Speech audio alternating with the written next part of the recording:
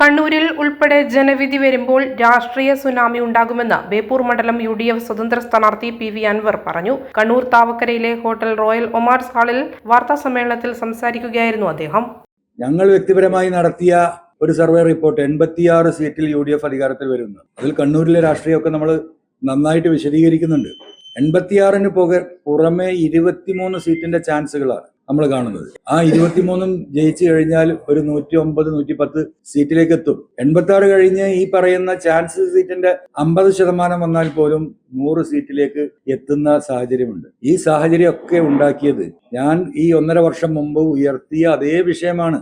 പയ്യന്നൂരിലും തളിപ്പറമ്പിലും ഒക്കെ കുഞ്ഞികൃഷ്ണൻ സഖാവാണെങ്കിലും ഗോവിന്ദൻ സഖാവാണെങ്കിലും എല്ലാം അവർ ഉയർത്തുന്നു. സുധാകരേട്ടൻ ആലപ്പുഴയിൽ മത്സരിക്കാൻ തയ്യാറാകുന്നു. പാലക്കാട് ജില്ലയിലെ ശശിയും സുരേഷും മത്സരത്തിന് വരുന്നു. ആയിഷ പോറ്റി ഈ പറയുന്ന പിണറായി സത്തിന്റെ കുടുംബാധിപത്യത്തിന്റെ ഭാഗമായി പാർട്ടി വിട്ടുപോകുന്നു.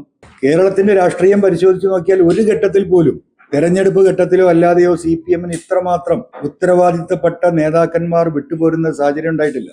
ആ സാഹചര്യം എല്ലാവരും പറഞ്ഞത് ഞാൻ ഈ പറയുന്ന കുടുംബാധിപത്യ ഏകാധിപത്യ പിണറായിയുടെ ഈ ധാർഷ്ട്യ രാഷ്ട്രീയമാണ്, ഈ പറയുന്ന ഫാസിസ്റ്റുകളുമായിട്ടുള്ള കൂട്ടുകെട്ടാണ്.